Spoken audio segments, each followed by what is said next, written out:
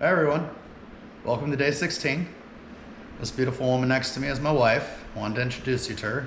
Why don't you go ahead and say hello and introduce yourself? My name is Carrie. I'm an occupational therapist. I work with adults.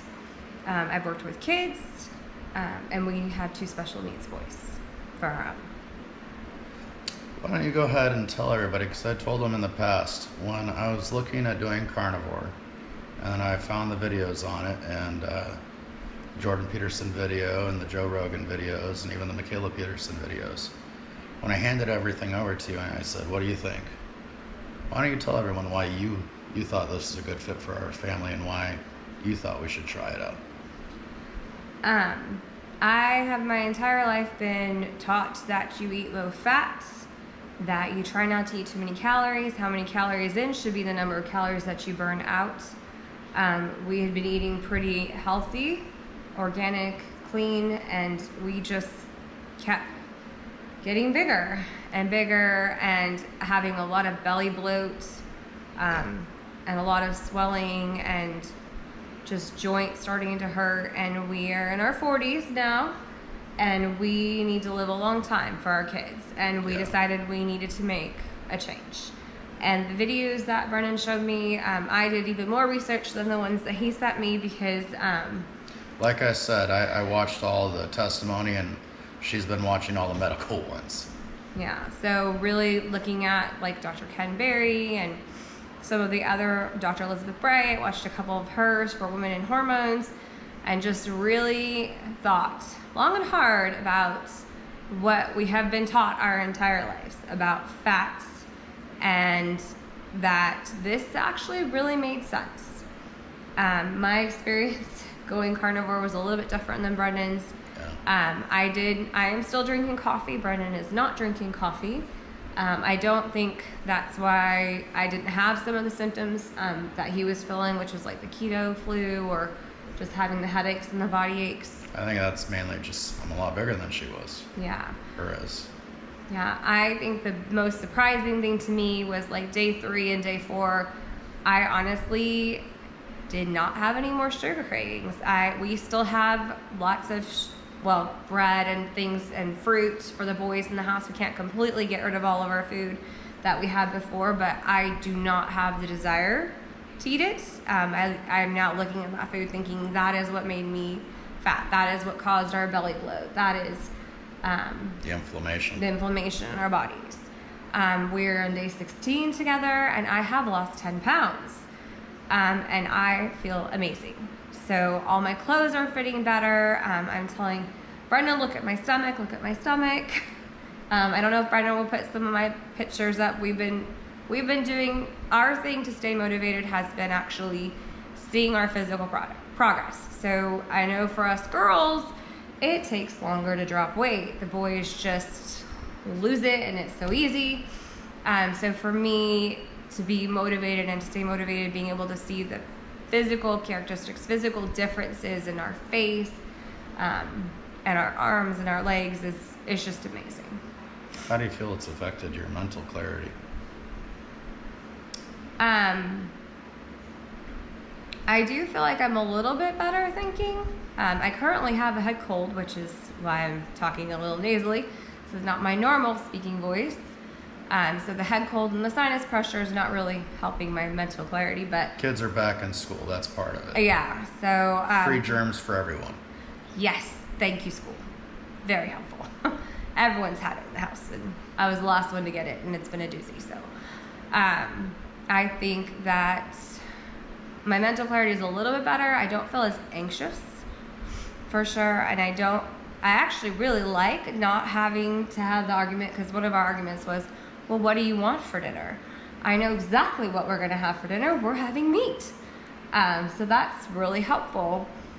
We are working on figuring out how to cook the meat to get it tenderized and all that stuff, because we would love to buy like ribeyes that are prime ribeye. Yeah, $20 a pound. Could. That would be amazing to eat those every day, but we can't do that. So trying out different recipes and I think one of the things that's a drastic change for us too, before we started this diet, we weren't vegetarian, but we definitely weren't eating a whole lot of meat either. No. We were only eating it maybe a few days out of the week, and just mainly because you always hear, oh, it's bad. And even though we have a ton of chickens, and we were eating eggs maybe once or twice a week is all. Yeah. And so again, you're worried about cholesterol, you're worried about weight gain, you're worried about all these things. And while we've always loved eggs, while we've always loved steak and, you know, all the other various cuts, we just didn't do it often because we always thought it was bad for you. So this was a huge transformation of the mind.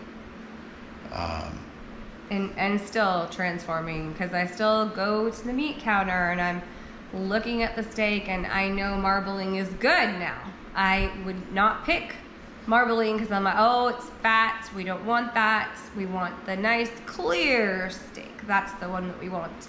And that's very lean. Yeah, we're still working on that, or at least my brain is still working on. I used to make a ribeye. We made a ribeye for our wedding anniversary a couple months ago, and it was great marbling. I loved it. I think you only ate about half of it because of the fat content in there, and just, you know, the programming of the mind that, oh, fat is bad, fat is bad, fat is bad. So it's been a drastic change. How do you feel like this has affected your hormones so far? I feel like for us women, we have a much higher hormone need, and I'm actually reading Dr. Elizabeth Bright's book right now. I'm halfway through, so I hope to give you guys an update and a Cliff Notes version of it. But I think that's really helped my hormones, for sure. They have something called butter boobs, which she writes it in her book, and some of the other bloggers have talked about, and I would say they are real. Increasing your fat content really does help your body. So I also actually, I've got a question for you. Since I've been on carnivore, have I been snoring at night as much? No. So that's been a big change too. Yes. Yeah, you would snore every night. What about sleep patterns for you? Because I feel like I'm sleeping deeper and better. How about you? I do feel like I'm sleeping better, for sure. I have also noticed I have had bad gums from my dad my whole life, and I have always brushed my teeth or tried to floss, and my gums would bleed, like literally bleed. And I am not kidding you guys, within a week of starting carnivore, my gums have stopped bleeding. I can floss, I can brush and not have any bleeding, which to me is a crazy and phenomenal side effect, and it's absolutely insane that change would be so quick. In there, I think, and I don't even know how much you've noticed this, my wife, every day, all day, you know, she's working in a clinic, her hands, she is constantly putting, you know, the liquid cleaner on the hands that just dries out the skin, cracks the knuckles, all of that makes the skin very scaly. I've noticed your hands have changed drastically. Have you? Yes. It's just, like I'd said before, I don't feel like I'm using as much lotion. I don't feel like I need it as much. You know, my skin just, it feels healthier to me. How about you? Have you noticed any changes in your skin or complexion or? Yeah, I've had rosacea my whole life and always had a really red cheeks. I do have a little makeup on now, ladies and gentlemen, but I have noticed the rosacea. It's still up here on the top of my cheeks, but the lower part has gotten a lot better. I'll try and have Brendan post a no makeup shot for you guys so you can see. I think the biggest thing I've also noticed just in the last 16 days is just how my legs shape is changing. And normally when I would get my womanly cycle, I would put on like 2 or 3 pounds of weight to handle my cycle. And I am telling you, I hopped on the scale last night and I actually went down like almost 2.5 pounds, which to me is just mind-blowing. This is my first cycle being on carnivore, and that is just crazy. Yeah, that's been awesome as well. Have you noticed any other changes in your body? I don't think so. Have I told you anything different? You didn't really get the diarrhea like I did. I had some loose stools for like the first couple days. No, now that we're on day 16, nowhere near the amount of poop that we used to have. But definitely not, I haven't had any diarrhea after the first like couple days. Yeah. It's the quantity has gone way down, and also the frequency. I have not had to go as much, which I think is a big change as well. Yeah. What about mood? Your actual just daily mood. Have you noticed any changes in that? I feel like I said, a lot less anxious. I feel a lot more positive about my day-to-day like activities and stuff. And like I said, not having the argument anymore about what do you want for dinner it's great. Because before we'd have to plan out our meals. We're actually kind of gradually switching our boys to being a little bit more keto, so a little bit more looking at their carbs and reducing their carb intake. Yeah, our oldest loves steak, so it's not so much. And our youngest loves cheeseburgers. Yes, so we're in a happy boat. We're in a medium right now. Yeah, but, for sure. And I have, just to clarify, in the 60 days, I have not worked out at all.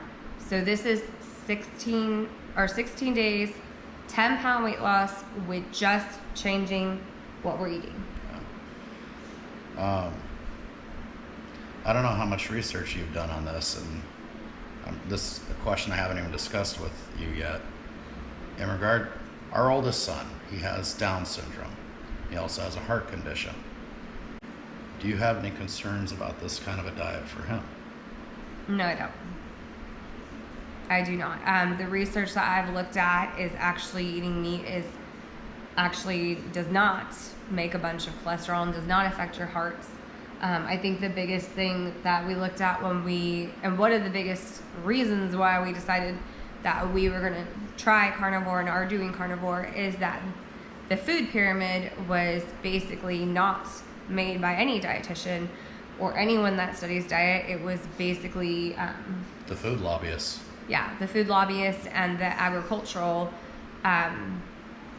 lobbyists. Yeah, lobbyists basically made the food pyramid that said this is what you should be eating. Very few meats, and I think that is just I think one of the things I heard recently, and I thought it was really interesting and an interesting way of looking at things. Oatmeal. It's supposed to be a superfood. Mm-hmm. In reality, oatmeal is more like a porridge that peasants used to be fed back 150, 200 years ago. It's very cheap, plentiful, easy to produce food. And it's what you would feed the peasants. And I'm not saying it's not necessarily healthy to all you health nuts out there that eat your oatmeal every day. But I am saying, I don't know it's the superfood either, but they market it to be. Right. And that alone, I mean, I think I ate oatmeal every day of the week for years. Yeah. That was my normal breakfast, oatmeal. Yeah. And eggs every few days. But it was normally just oatmeal. Yeah. With some cinnamon in it and a little bit of wild honey. That's my normal go-to breakfast every day. Yeah. And I think we're both in our 40s now, and I think if you look at us in our 20s or our 30s, we didn't have as much damage to our hormones and our inflammation in our system. So when we were younger, it wasn't a big deal. We didn't have as much weight on us. It was easier to lose weight, and you didn't see as much packing on the pounds from the inflammation from our diet as you do now that we're in our 40s. And I think some of that too has just been the stresses of life. You know, as you get older, you gain stressors, we've all just been through a pandemic. The world has been flipped upside down in many ways. So I think that also didn't help the last 4 or 5 years for health-wise. Mm-hmm. Not to mention having special needs kids going through all of that and pulling them out of school. And we homeschooled them for a while, and now they're back in public school. But I think that really, those stresses as well added to everything too. Mm-hmm. Did you have anything else you wanted to say, or? Like I said, I'll keep you guys posted. I'm halfway through Dr. Elizabeth Bright's book, and I will give you the Cliff Notes version. Some really just striking things that have been done in the food industry and for pharmaceuticals, especially to women, which is just, it's mind-blowing that we are as... Don't eat fat. Don't eat fat. Yeah, don't eat fat. Don't eat fat. And when you hit the change of life, which I'm not currently in, but I'm reading the book because I want to learn more about hormones and hormone levels and how it affects us in our bodies.